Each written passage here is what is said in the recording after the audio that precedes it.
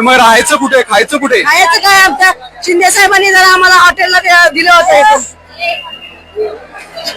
आम्ही स्वतः घरातून बनवून आणलं होतं.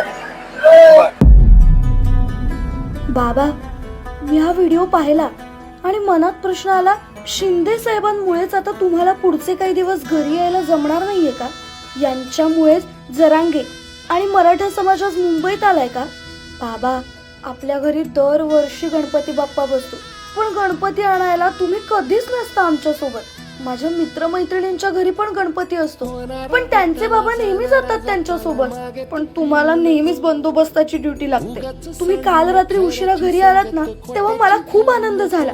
2 दिवसांनी का होईना तुम्ही घरी आला, पण नंतर तुमची चिडचिड बघून कळलं तुम्ही पुढच्या 4-5 दिवसांचे कपडे घ्यायला आलाय आणि नंतर पुन्हा लगेच निघून गेलात. आई सांगत होती की मुंबईत सध्या खूप माणसं आली आहेत म्हणे, त्यांच्याच बंदोबस्तासाठी बाबा गेले.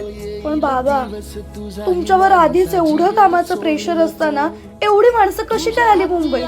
त्यांची आंदोलनं, मागण्या ज्या काही कारणांवरून असतील, पण हे सगळं गणपती नंतर करता आलं नसतं का?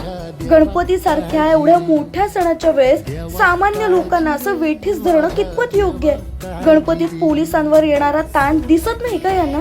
आणि या सगळ्याची कल्पना शिंदे साहेबांना असेलच ना. बाबा, त्या शिंदे साहेबांना माहित नाही का पोलिसांच्या घरी गणपती असतात ते? त्यांच्या घरी येत नाही का बाप्पा?